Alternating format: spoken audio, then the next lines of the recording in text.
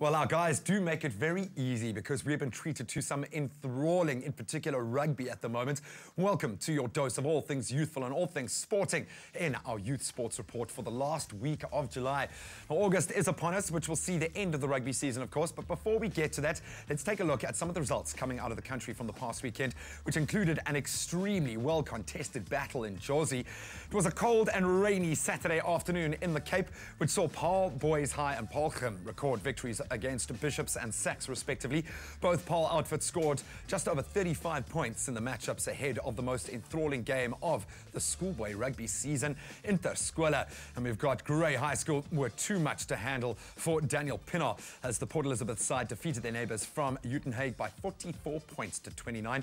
Selborne trumped their hometown rivals Hudson Park 18-10, whilst Queen's College absolutely demolished Port Rex, get this, 92-0.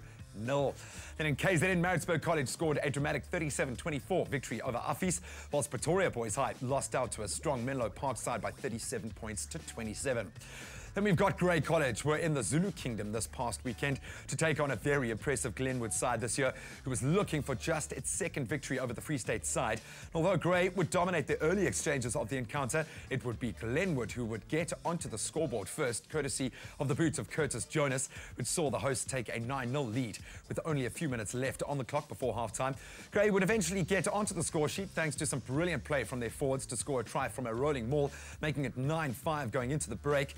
The second half was an all-Grey affair as the visitors showed why they are widely considered the best schoolboy outfit this year, running in 3 unanswered tries, which would see them eventually win the encounter by 29 points to 12. Then it was an incredible finish to the Jeppe and Cares derby in Johannesburg this weekend. We spoke a lot about it last week. Saw the sides share the spoils in what was a fantastic game of rugby on the Collard Fields at Jeppe. The home side would take the lead after centre Sabu Ngomozulu broke the line to dot over under the post 7-0 to Jeppe with just 20 minutes on the clock. The scores would only be affected by a converted Cares penalty, which saw the sides enter the half-time break with Jeppe leading 7-3.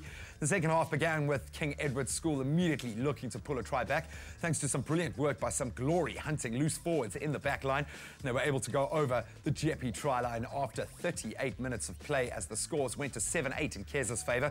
Two sides would trade penalty conversions before Jeppe's skipper Jethro DeLange crashed over for his side's second of the game. With the conversion, see his team lead the match 17-11.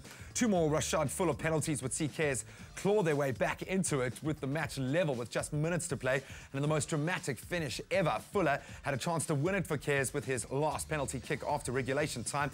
He connected the ball from behind his halfway line to send Cares and Jeppe Hearts into their throats. The direction was good, the distance superb, and as it looked to be just headed over, the crossbar intervened and cut short what would have been wild celebration from the Cares boys. 17-all is how it would end as the teams went home sharing the spoils. What a game, man. Then congratulations must go to the boys from the University of Pretoria for being crowned the champions at the recently concluded Universities Cricket World Cup in London. South African side had to overcome India in a thrilling semi-final, saw them win the match in the final over to qualify for a place in those finals against the West Indies, who had earlier defeated Australia.